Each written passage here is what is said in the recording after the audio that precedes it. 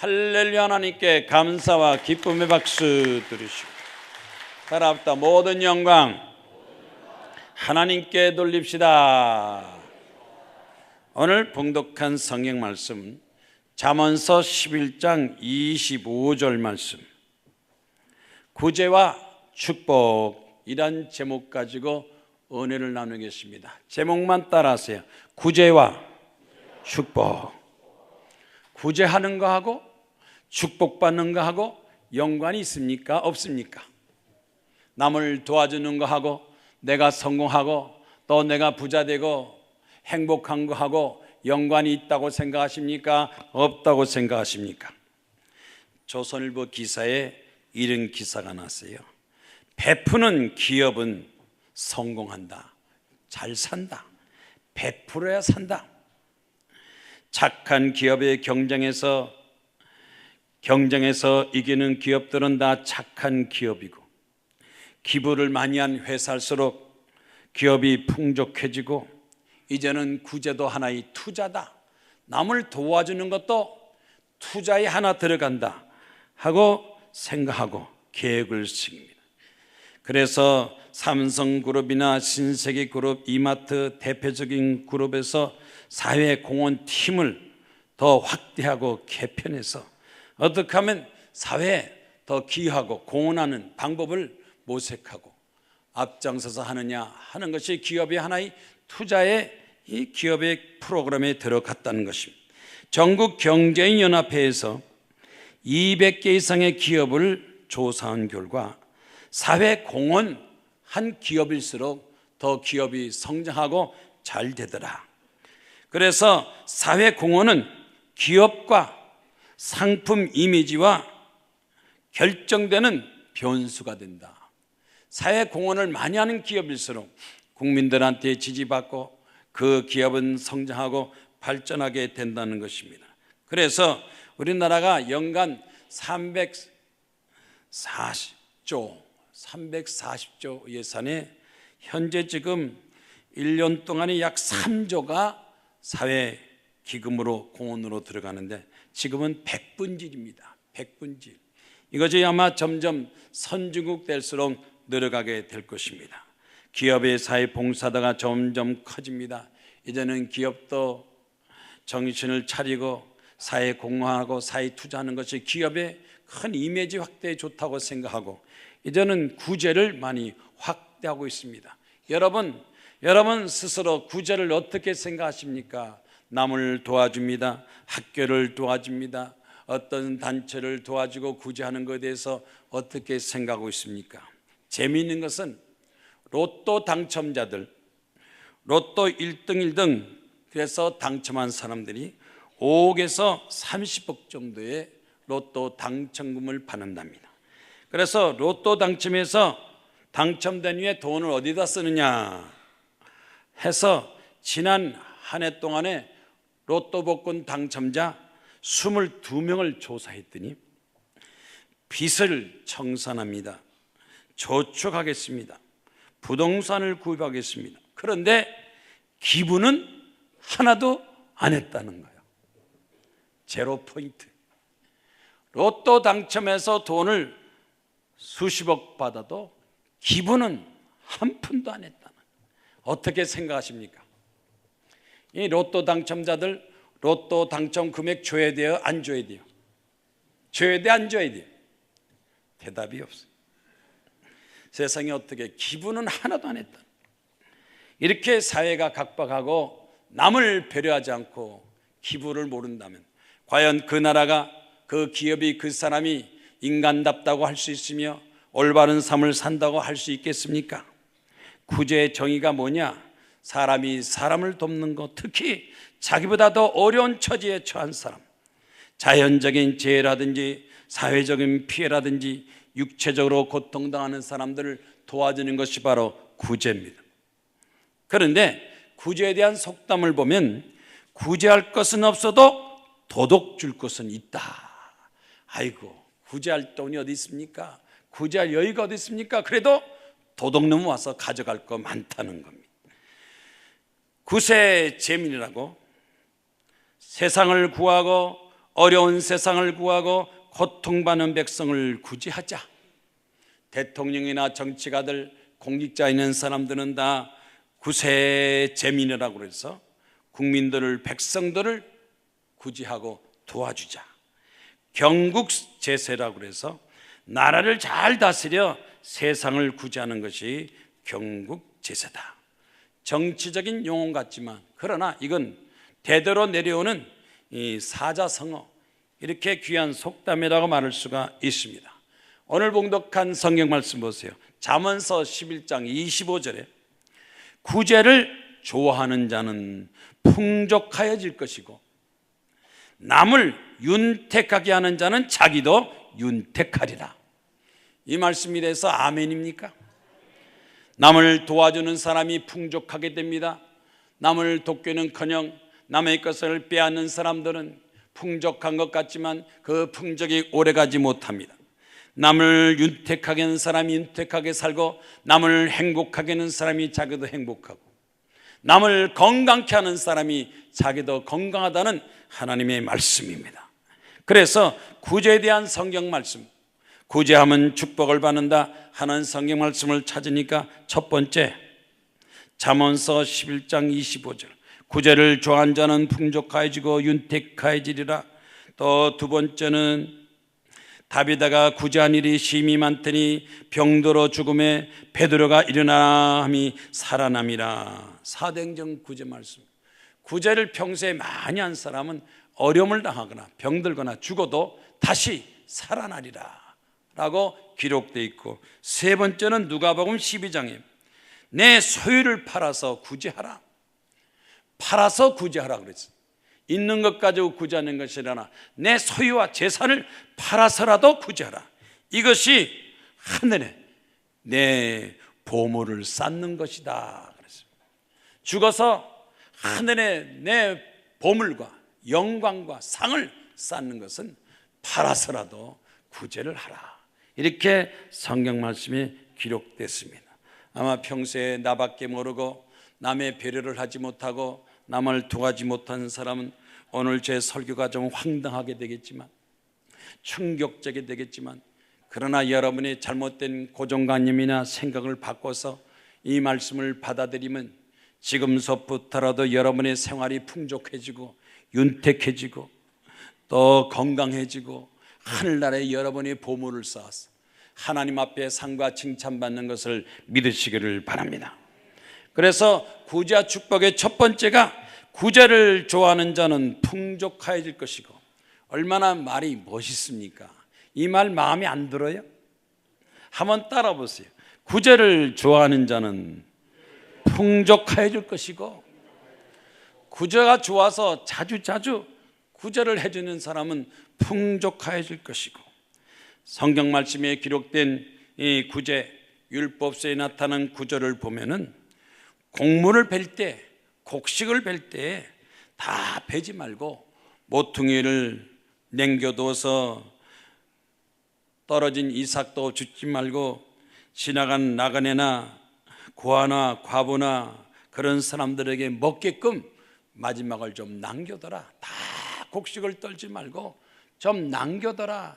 이렇게 율법서에 기록되어 있고, 밭이나 포도원에서 배고파서 이 포도를 따먹는다더니 밭에 과일을 딸 때는 그것을 허락하라. 배고파서 먹겠다는 사람은 허락하지만 갖다가 팔겠다는 것은 그건 금합니다. 정금질해서 남의 밭에서 포도를 따먹는다든지 과일을 따먹는 것은 그것은 허락하라 하고 율법에 기록되어 있습니다. 또 이스라엘 백성들은 소득의 10분질, 매년마다 소득의 10분질을 하나님 앞에 예물을 드리는 것은 기본이지만, 그러나 소득의 10분질을 고아나 과부나 나그네를 위해서 도와주라. 구제 11조를 말하고 있습니다. 밭은 7년마다 그 밭을 내버려 둬서 그 밭에서 또 생기는 수수나 열매는 가난한 사람들아 나그네에게 주고 7년째는 거두지 마라. 이렇게 율법서에는 아주 구제에 대해서 정확하게 기록이 되어 있습니다. 잠언서 28장 27절 말씀이에요. 잠언 말씀을 보면 가난한 자를 구제하는 자는 궁핍하지 아니하거니와 못 본 채 하는 자에게는 저주가 크도다 그랬어요. 저주가 크다 그랬어요. 누가 저주를 내립니까? 하나님께서 저주를 내십니다. 구제할 때 구제하지 않고 모른 척하는 사람은, 나와 상관이 없다는 사람은 그 사람에게 저주가 임하리라. 또 마태복음 6장 4절 말씀에 구제할 때 내 구제함을 은밀하게 하라. 은밀한 중에 보시는 아버지께서 갚으리라. 대개 세상에서 구제하면 구제했다 그러고 많이 광고하고 신문 내고 떠들어 제끼는데, 구제는 은밀하게 남이 모르듯, 왼손이 하는 걸 오른손이 모르듯 하는 것이 구제다.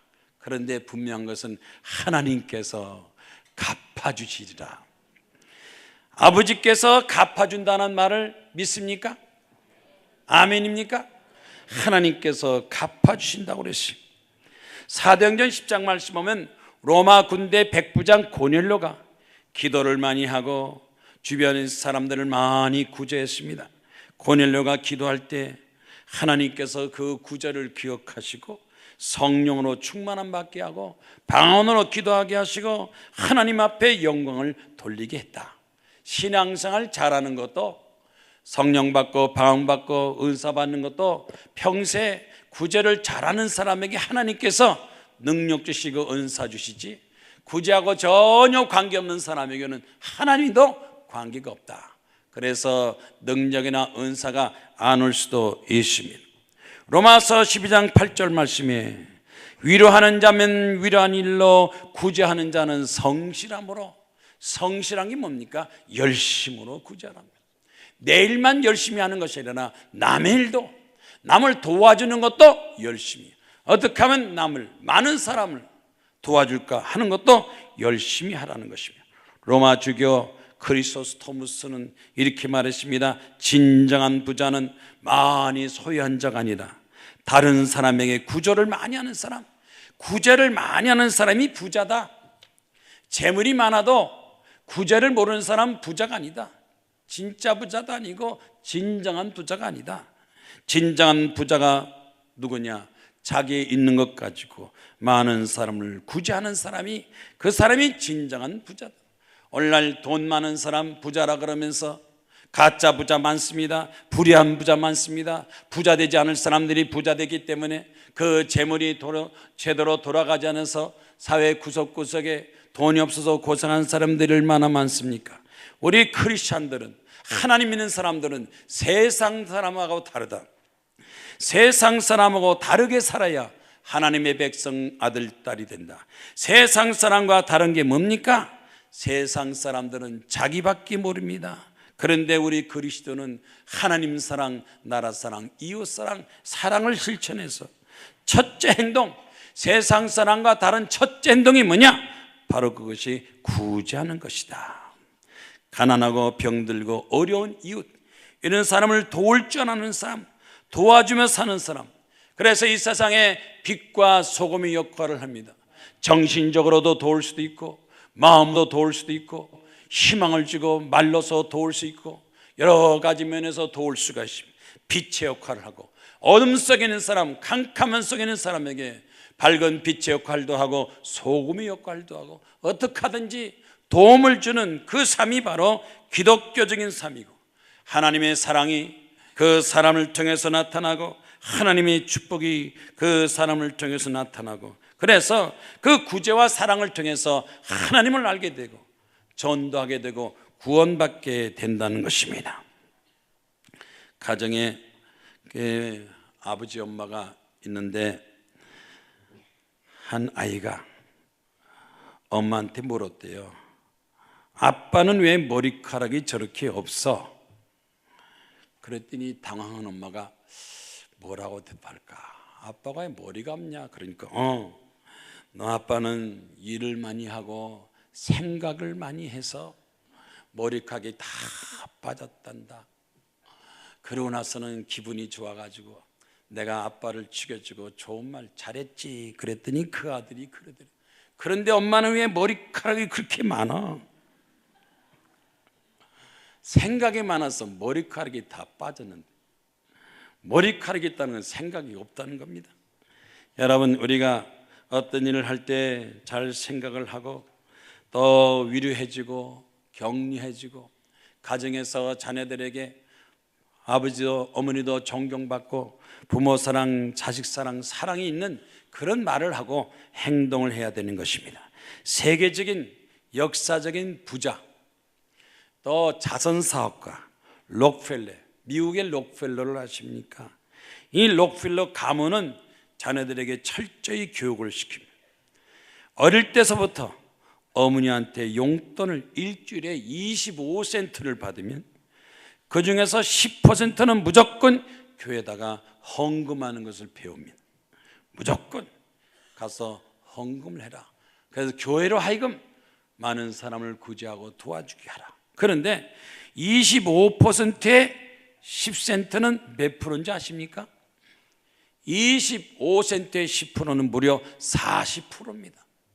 40%를 남한테 배려하고 줄 수 있는 그 마음, 이것을 교육을 시켜서 록펠러는 후손들에게 기부와 구제를 생활하고 잘 가르쳐 줬습니다. 록펠러 자기도 살아생전에 축복을 많이 받고 많은 사람을 구제하고 교회를 4,000개 이상이나 세우고 학교를 많이 세웠지만, 지금까지 록펠러 재단은 미국의 100대 산업 중에서 37개, 20대 교통 운송 기업 중에서 9개, 4대 보험회사 중에서 3개를 다 록펠러 후손들이 다 차지하고 있다고 그래요.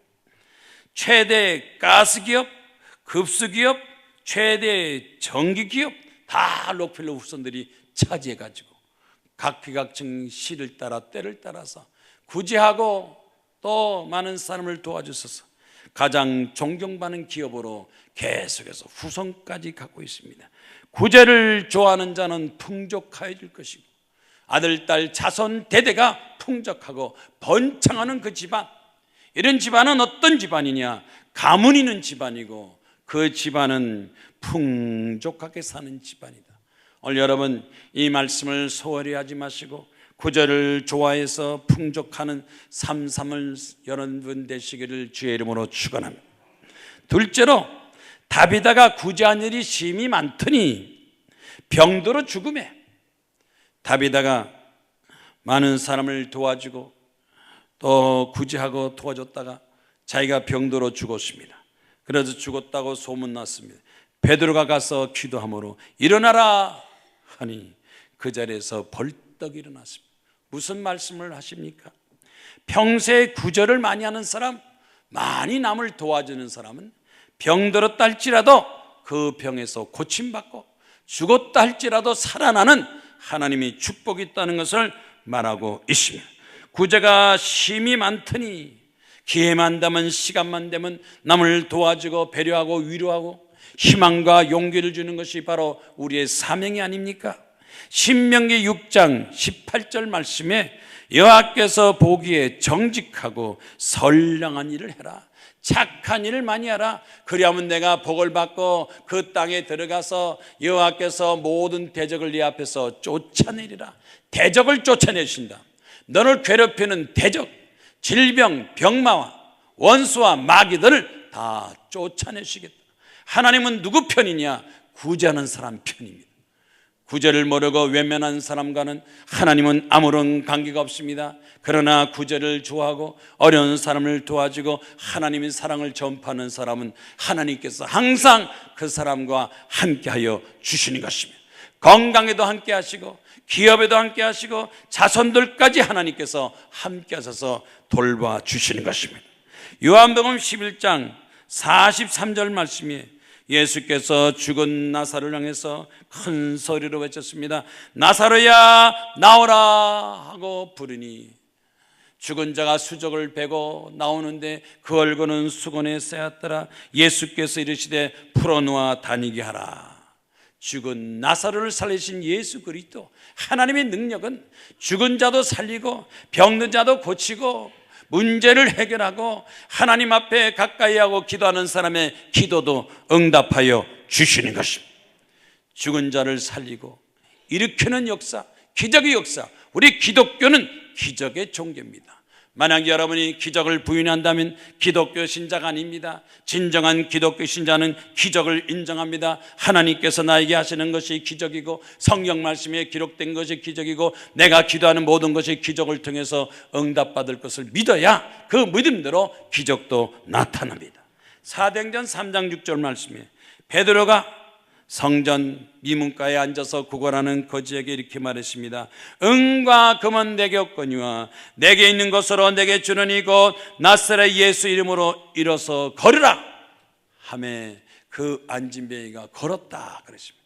하늘과 땅을 창조하신 하나님, 그 아들 예수 그리스도는 우리의 병을 고칩니다. 어떤 병이라도 다 고치시고 못 고치는 병이 하나도 없습니다. 사랑을 통해서, 말씀을 통해 고치십니다. 일본의 우찌무라 간조 사상가는 이렇게 말했습니다. 하나님을 알게 하는 것 참으로 복된 일이다. 구제를 통해서 하나님을 알게 하고 기도를 통해서 병을 고쳐서 기적을 통해서라도 하나님을 알게 하는 것, 다시 말해서 전도하는 것은 참으로 복된 일이다. 나 혼자 천국 가겠다고 내 신앙 내 믿만 지키고 나 혼자 교회 왔다 갔다 하는 거 별로 그렇게 바람직하지 않습니다. 하나님이 기뻐하지 않습니다. 여러분 하나님 앞에 나올 때마다 전도하고 가족, 친구, 친척, 주변 사람들을 하나님을 믿게 하고 하나님을 소개하고 하나님이 알게 하는 것이 바로 복된 일이다. 그러므로 진정한 축복을 많이 받는 사람이 누구냐?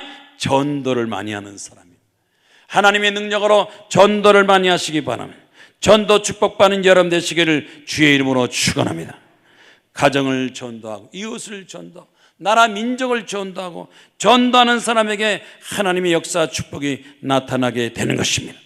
미국의 시카고 대학에서 10년 동안 2,700명을 연구해서 조사했대요. 항상 남을 도와주고 배려하고 구제하는 사람과 또 남에 대해서 아무 관심 없는 사람하고 이렇게 조사해서 비교를 했더니 남을 도와주고 기부하고 구제하는 사람이 더 건강하다고 그랬습니다. 사망률이 2배나 낮았다 그랬습니다. 유명한 사람 또 자선 사업가들 이 록펠러, 카네기 이 역사적으로 유명하게 남을 도와준 사람들, 그 사람들은 자기가 정신적으로 건강할 뿐만 아니라 육체적으로도 건강해서 장수했다 하는 기록이 있다는 것입니다. 남을 도와준다는 것은 내가 잘 되는 걸 말합니다. 남을 도와주면 내가 건강해지고 남을 행복하면 나도 행복하고 얼만큼 착한 일 많이 하냐에 따라서 그 결과의 대가가 행복으로 나에게 주어집니다. 미국의 세계 최고의 암센터 앤더슨 병원 텍사스 대학에 속해 있는데 여기서 암 환자들이 많이 모이는데 그 암 환자들 중에서도 그렇게 자원봉사가 있다고 그래요. 나도 암 환자인데 다른 암 환자들 뭐 시체를 갈아준다든지 또 도와준다든지 여러 가지 어떻게 하든지 그 사람 암 환자를 잡동사니 도와준다는 암 환자들, 암 환자면서도 암 환자를 도와주는 그런 사람들, 자원봉사자가 1,600명인데 희한하게도 암 환자가 암 환자를 도와주는 사람들은 죽지를 않는데요. 남을 도와주는 암 환자는 암에 걸려서도 암으로 죽지 않는데 암 환자가 돼서 가만히 멍하니 있는 사람은 암으로 하나씩 죽는데 자기가 비록 죽을 병에 걸리고 암 환자 됐다 할지라도 시간을 쪼개서 남을 돕겠다고 암 환자가 암 환자를 도와주는 사람들은 도와주면 도와주는 것만큼 건강이 회복되고 치료가 되고, 그래서 이렇게 말했습니다. 암을 이겨낸 사람들, 암을 극복하고 이기고 살아난 사람들의 공통점은 뭐냐? 암 환자 있으면서도 남을 도와주는 암 환자들은 암으로 죽지 않는다 하는 통계가 나왔습니다. 이와 같이 구제와 선을 행하는 것은 큰 좋은 효과와 엄청난 결과를 갖고 있습니다. 그런데 미국의 스탠포드 대학에서 아무것도 하지 않은 사람에게는 아무 일도 나타나지 않는다. 뭔가 목적을 가지고 좋은 일이나 착한 일이나 국가를 위해서, 나라를 위해서, 사회를 위해서 일하는 사람이 성공하고 승리하지, 아무것도 하지 않은 사람에게는 아무것도 나타나지 않는다. 세상을 바꾸겠다, 착한 세상을 만들겠다, 좋게 하겠다 하는 사람들, 이런 사람들은 세상도 바뀌고 자기도 바뀌고 자기 운명도 달라졌다는 것입니다. 우리가 잘 아는 마르틴 루터 킹 목사, 흑인의 인권을 위해서 압제당하고 빼앗긴 흑인들의 인권, 나는 잘 먹고 잘 산다 할지라도 나와 똑같이 빼앗긴 흑인들의 인권을 위해서 목숨 바쳐 싸우다 죽은 마르틴 루터 킹은 미국에서 최고의 존경받는 인물이 되고 생일날까지 국경이 되어서 존경받는 인물이 되지 않았습니까? 그래서 마르틴 루터 킹 목사 같은 사람이, 헌신적인 사람이 있었기 때문에 흑인 버락 오바마 대통령이 또 탄생하게 되고, 그 오바마는 자기 스스로 자기 인생만 사는 것이 아니라 뭔가 일을 하겠다, 나라를 위해서, 국가를 위해서, 사회를 위해서, 이웃을 위해서 일하겠다 하고 나섰기 때문에 대통령이 됐습니다. 뭔가 하겠다는 꿈을 가지고, 목표를 가지고 일을 하라. 가만히 있으면, 아무것도 하지 않으면 아무 일도 일어나지 않는다. 그런다 뭘 하겠다고 열심히 나서고 움직이고 부지런하게 열성적으로 산다면 반드시 그 사람을 통해서 뭔가 좋은 일이 나타날 것이다. 이 옥정 씨는 시집을 갔는데 시집 식구하고 계속 갈등이 있었어요. 시부모가 재산이 많았는데 그 재산을 분할하면서 시동생들하고 시집 식구들하고 막 갈등을 느끼고, 자기 집안이 자기가 제일 피해를 보는 것 같아서 그냥 이 시댁 식구를 위해서 원망과 불평과 증오를 갖기 시작했어요. 그저 시댁 식구는 다 보기 싫어가지고 미움과 불평, 원망만 가지고 하루하루 살았대. 그러던 어느 날 구역질하고 속이 불편하고 소화불량에 대해서 약을 먹고 진통제 먹어도 낫지 않고 계속 토했습니다. 약도 먹었다 토했습니다. 더 이상 견딜 수 없어서 병원 가서 CT, MRI 검사를 받았는데 의사가 말합니다. 위암입니다. 빨리 항암 치료를 받으세요. 수술하기는 늦었지만 항암 치료라도 받으세요 하고 말했습니다. 항암 치료 받으면서 죽을지 모른다는 생각이 나서 이 생각 저 생각하는데 마침 그 맏딸이 엄마가 위암이 걸렸다는 걸 엄마한테 이렇게 말했어요. 엄마, 교회 나가. 하나님 앞에 기도해. 하나님 앞에 기도하면 하나님은 암도 고치신대. 그런데 자기는 그게 믿어지지 않았지만 하도 맏딸이 간곡하게 엄마 하나님 앞에 기도해 하도 그러니까 맏딸 소원 좀 이루어지겠다고 그 딸 따라서 교회를 나갔어요. 교회에 나가서 하나님 앞에 기도할 줄 몰랐습니다. 하나님 살아계시면 정말 날 도와줄 수가 있습니까? 그래서 그는 병원에 입원하지 않고 딸이 말한 대로 기도원에 갔어요. 기도원에서 하나님 앞에 마지막 기도하자. 처음이장 마지막 하나님 앞에 한번 기도해보자. 그리고 열흘 금식 기도를 했대요. 열흘 금식 기도하면서 회개했습니다. 하나님, 지금까지 시댁 식구들을 원망하고 불평하고 증오하고 미움만 살았는데 혹시 이것이 죄라면 내가 회개합니다. 이제 하나님 살아계시면 내 병 고쳐서 이제 나라 하여금 착하고 올바른 삶을 살게 없어서 열흘 동안 금식 기도하면서 기도하는데 마음이 점점 편안해지고 기뻐지고 기쁨이 넘치고 뭔가 좋은 일이 나타날 것만 같고 기도만 하면 하염없이 눈에서 눈물이 줄. 그래서 열흘 금식 끝나고 나서 기도원에서 집에 내려놓았어요. 그러도 계속해서 기도하고 성경 읽고 찬송하고 하나님 나와 함께 하시고 나를 살려주시면 이제 내가 올바로 행복한 삶을 살겠습니다 하고 기도하고 있는데 갑자기 마음이 기쁨이 확 솟으면서 하나님께서 내 병을 고친 게 아닌가 하는 믿음이 생겨서 병원 가서 조사를 했대요. 재검 조사했더니 의사가 깜짝 놀라면서 신기합니다. 몸 상태가 좋아진 걸 못 느꼈습니까? 몸이 정상이에요. 암이 다 사라졌습니다. 축하합니다. 그러더니 그래서 이 옥정 씨가 하나님 감사, 이제는 더 이상 시댁 식구를 원망불평 탄식하지 말고 증오하지 않고, 어쨌든 시댁과도 좋은 관계를 맺으면서 내가 하나님을 잘 믿고 시댁도 전도하고 이웃도 전도하고 전도하는 삶을 살게 하여 주시옵소서 기도하게 된 것입니다. 누굴 미워하고 누굴 증오하고 불평 원망하는 사람들, 대개 그 사람들 병에 많이 걸립니다. 병 걸린 사람들은 대개 증오하고 미워하고, 어쨌든 간에 남을 미워하고 증오하고 시기하고 질투하면 그것이 병이 되어서 자기가 먼저 고통당한다는 것을 알아야 됩니다. 어떻게 하면 남을 도와줄까?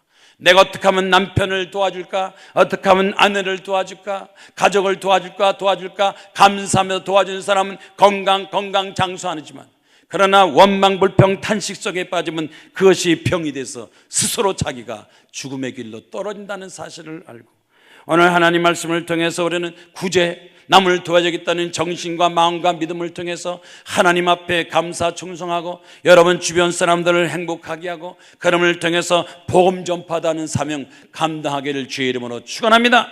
세 번째 구제와 축복은 뭡니까? 소유를 팔아서라도 구제하라. 없어서 못해요. 팔아서라도 구제하라. 있는 것 팔아서라도 구제하라. 이것은 뭘 말합니까? 구제라는 것은 선택이 아니라 필수라는 겁니다. 하나님 앞에 받은 축복이 많고 은혜가 많으니까, 만약 구제하지 않으면 그것이 죄가 되고 저주를 받으니까 있는 것이라도 팔아서 남을 구제하라. 그리하면 하늘에 내 보물을 쌓는 것이다. 하늘의 보물을 쌓아.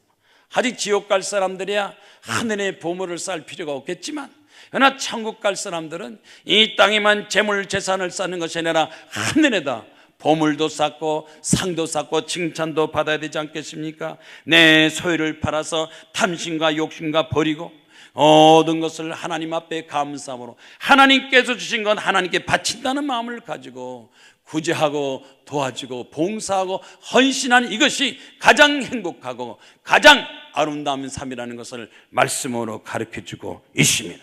말라기 3장 10절 말씀에 뭐라고 그랬습니까? 만군의 여호와 이르노라, 너의 온전한 11조를 하나님께 주신 것의 10분의 1을, 전부가 아닙니다, 10분의 1이라도, 최소한도 10분의 1이라도 창고에 들여서, 하나님의 창고, 하나님의 성전 하나님께 드려서 그것으로 양식 있게 하러 그것을 나를 시험하여 하늘 문을 열고 너에게 복을 붙잖아 보라. 온전한 11조와 감사와 예물, 하나님께서 하늘문을 열어서 하늘의 문을 열어서라도 축복을 주시겠다 그렇습니다. 하늘문이 열리니 얼마나 축복을 많이 받겠어요. 조금 찔끔찔끔 받는 게 아십니다. 30배, 60배, 100배, 1000배, 10,000배까지 하나님께서 허락하시니 여러분 하나님 말씀을 듣고 순종하겠습니까? 순종하지 않겠습니까? 저주에서 축복받는 것은 뭐냐? 위로 하나님 앞에 감사하고 이 땅에 살면서 이웃에게 베풀고 살면서 구제하는 것이 하나님의 명령이요 약속이요 말씀입니다. 마태복음 6장 19절 말씀에 예수께서 산상수훈 제자들에게 이렇게 말했습니다. 너희를 위해서 보물을 땅에 쌓아두지 마라. 땅에다가 재물과 보물을 쌓지 마라. 거기에는 돈과 종력이 헤매며 도적이 구멍을 뚫고, 이 땅에 재물을 많이 쌓아도 도적이 와서 뺏어가고, 이 사람 뺏어가고 저 사람 뺏어 이 없어지고 저리 없어지고, 쌓는 것보다 다 생기면 얼마나 좋겠어요. 그런데 중간중간에 점이 먹고 동롱이 먹고 도적이 오고 뺏어가고 이리 없어지고 저리 없어지고 도둑질 당하고, 오직 너를 보물을 하늘에 쌓아두라. 하늘에다가 보물을 쌓으면 하늘에는 점도 없고 동력도 없고 도적도 없고 내 보물이 있는 그곳에 내 마음도 있느니라. 하늘에다 보물을 쌓는 사람, 내 마음이 하늘에 있지만 이 땅에다가 보물 쌓는 사람은 내 마음이 이 땅에 있습니다. 하나님에게 있는 것이 아니라 이 땅에 있습니다. 이 땅에 내 마음이 있고 나서 어떻게 구원과 축복과 영생을 얻겠습니까? 영국의 유명한 시인 존 밀턴은 이렇게 말씀합니다. 악행으로 죄를 지는 사람이나 악행으로 죄를 지는 나라는 평화가 없고 백성을 분노하게 만들어서 우울한 죽음의 땅이 된다. 악한 사람, 악한 나라는 죽음의 땅이 된다. 공산당 국가들, 미신과 우상 국가들, 범죄가 많은 나라들, 결코 그 나라 그 나라 사람들은 잘 살지 못합니다. 죽음이 이르러서 각종 질병과 사고와 재해가 닥쳐서 결코 오래가지 못합니다. 천지를 창조하신 하나님, 우리가 하나님을 위해서 우리가 감사하고 찬송하고 하나님 앞에 봉사 헌신하고 충성한 사람, 나라를 위해서 개인을 위해서 봉사하는 자에게 하나님께서 큰 보물과 축복을 주신다. 나 자신보다 더 크게 내 나라를 위해서, 사회를 위해서, 민족을 위해서, 이웃을 위해서 뭔가 착하고 봉사일을 많이 하는 사람에게 하나님께서 더 큰 것을 허락해 주신다는 것입니다. 유모에 딸이 보물이다 하는 유모가 있어요. 백두산에 효도 관광을 가는데 30명의 노인들에게 안내원이 이렇게 물었습니다. 이렇게 백두산 효도 관광하는데 아들이 보내줬습니까? 딸이 보내줬습니까? 하고 물어봤더니 관광 오신 분 손들으세요. 그랬더니 28명이 다 딸이 보내서 관광 왔다는 거예요. 그러니까 아들이 난 거예요? 딸이 난 거예요? 아니, 손 안 든 두 분, 그러면 아드님이 보내줬습니까? 그랬더니 아니요. 그럼 누가 보내줬습니까? 그랬더니 사위가 보내줬습니다. 사위는 아들이요, 딸이요? 아들들은 부모에 대해서 이렇게 효도하지 못하는데 딸들이 효도를 한다는. 사실 자녀 기르면서 아들한테 돈 많이 들어갑니까? 딸한테 돈 많이 들어갑니까? 예? 어디다 신경 쓰고 맛있는 것 주고 관심을 가져요. 혹시 딸보다도 아들에게 더 관심 가진 사람은 지금서부터 작전을 싹 바꾸세요. 딸이 더 부모한테 효도 많이 하고 더 배려한다는 겁니다. 부모를 생각하고 효도하는 거, 이것도 나만 생각하는 것이 아니라 위로 부모를 공경하고 학교 선생님을 잘 받들고 이웃을 도와주는 착한 마음, 선행한 마음. 아들이 많으냐 딸이 많으냐, 딸인가 아들인가 보니까 딸들이 더 구제하고 부모를 배려한 마음이 많다는 것입니다. 그렇다면 아들은 좀 정신 좀 차려야 돼요. 최근에 신문에 깜짝 놀라게 하는 할머니 한 분 계세요. 90세 김순전 할머니. 김순전 할머니는 그 동대문에서 가진 종류의 장사를 다 하면서 정말 아껴서 돈을 벌어서 100억대를 만들었어요. 능동, 공릉, 숭인동, 자택, 빌딩, 부동산, 그래서 100억대의 재산을 가지고 연세대학교 총장을 찾아가서 이렇게 말했습니다. 돈이 없어서 배우지 못하는 학생들, 이 학생들에게 좀 도와줘서 공부 좀 시켜주세요. 나는 평생 공부 못한 것이 한이 맺히는데 없어서 공부 못하는 학생들에게 이것 가지고 공부를 좀 시켜주세요. 그래서 90세 할머니가 연세대가 총장에다가 돈을, 재산을 맡기고 최근에 별세를 했다 하고 기록이 났는데, 신문 보니까 외아들이 있었어요. 그 할머니가 외아들이 있었는데 그 재산을 외아들에다 주지 않고 미 외아들은 큰 만큼 다 컸으니까, 하긴 뭐 90세 할머니니까 외아들이 몇 세 됐겠어요? 벌써 60 넘어갔지. 공부할 시기는 다 지났지. 이거 재산 뭐 아들한테 주는 것보다도 대학교에다 바쳐서 어린 아이들, 어린 학생들, 돈 없어서 공부 못하는 그 학생들에게 재산을 줍니다. 이 90세 할머니가 100억을 연세대에게 기부를 했다는, 이것은 하나의 국가적인 희망의 소식이요 반짝 빛나는 별의 빛입니다. 오늘날 우리나라 대한민국에 이 많은 사람들이 이와 같이 있든 없든 간에 남을 구제하고 어려운 사람을 배려하고 도와주는 나라가 된다면 우리나라도 선진국 잘 사는 나라 됩니다. 이 모든 공직자들, 국민들이 세금 낸 거 가지고 그저 그냥 빼먹고 해먹으려고 부정부패하는 거, 구제정신이 가지면 국가재산을 빼먹겠습니까? 부정부패하겠습니까? 그 어려운 사람을 도와줘야 되는데 국민적으로 국가적으로 구제정신이 없으니까 부정부패가 끝나지 않습니다. 남을 도와주겠다는 마음, 국가를 살리겠다는 마음, 하나님의 사랑정신, 기본 정신이 들어간다면 우리나라는 아무리 어렵고 힘들어도 나라의 문제를 해결할 수 있고 또 하나님의 축복받은 나라를 만들어 나갈 수가 있습니다. 북한의 핵미사일 개발, 요즘 북한에서 핵무기 만들었다고 해서 겁먹고 두려운 사람 많아요. 저보고도 누가 물어보더라고요. 이제 북한이 핵무기 만들면 어떡하지 그러더라고요. 물론 핵무기 만들어서 소폭탄 만들어서 여기저기 터뜨리고 팔아먹으면 몰라도 아직까지 그 단계까지는 되지 않았지만, 그러나 이 핵무기 문제는 우리 대한민국의 문제만이 아니라 미국의 문제고 전 세계 유엔의 문제니까 유엔과 더불어서 공조한다면 그렇게 큰 문제는 없을 것 같습니다. 지금 북한이 제정신입니까? 핵무기 미사일을 개발한다고 32억 달러를 투입하고 3조 4천억을, 그 2천만 주민의 3년치 식량을 전부 다가 핵무기 투자해서 미사일 쓰고 핵무기 만드는 이 북한에 대해서 우리는 어떻게 대책을 세우느냐 하는 것도 우리가 생각해 봐야 되는 것입니다.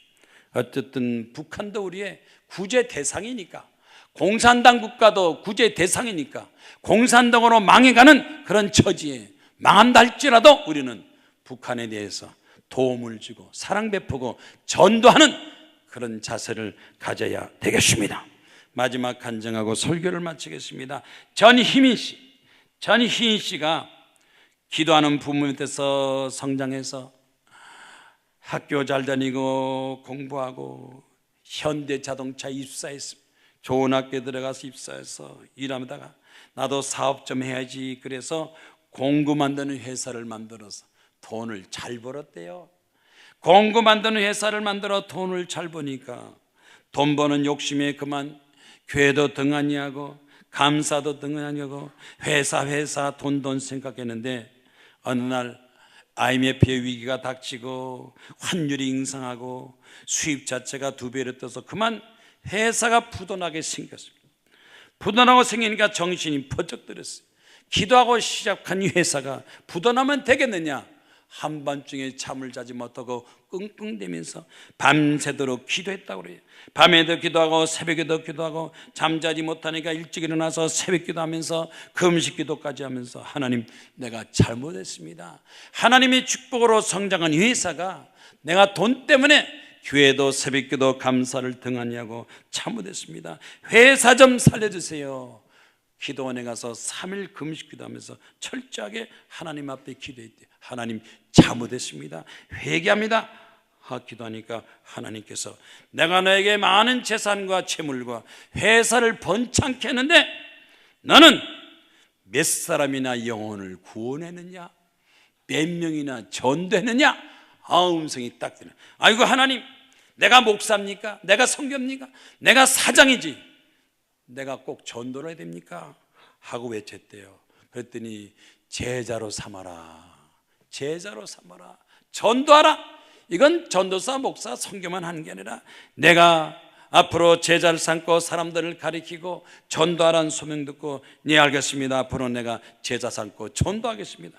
그래서 기도원에 내려와서 새벽마다 기도하면서 직원들을 모아놓고 아는 사람 모아놓고 성경 읽고 공부하고 성경을 기고하고 하나님 앞에 기도하고 성경 공부하고 전도하기 시작했더니 좋은 일이 생기는데 갑자기 일본에서 어느 기업에서 200억의 투자 기금이 들어와서 같이 협상해서 일하자, 합작하자 200억이 들어오게 되고, 그래서 거기서 만드는 기계 부품, 다양한 기계 부품 만들어서 품질이 우수해져 가지고 대통령상까지 받게 되고, 회사가 아주 모범적인 회사로 해서 학생들이 코스로 구경하고 연간 매출이 얼마 되느냐 300억이 되고 500억이 되고 마지막으로 800억이 되고, 하나님 감사합니다. 이제는 이 사업을 통해 하나님께 영광 돌리게 하시고 교회를 섬기게 하시고 독거 어른을 돌보게 하시고 소년소녀 가장들을 돌보고 군인 선교를 하게 하시고 내가 할 수 있는 한 내가 가는 곳마다 전부 다 전도 구제 도와주는 삶을 살겠습니다. 하나님께서 800억씩 주었어요. 그 회사를 통해서 하나님의 사랑과 복음을 전파하겠습니다. 오늘 성도님 여러분 오늘 말씀 듣고 어떻게 생각하십니까?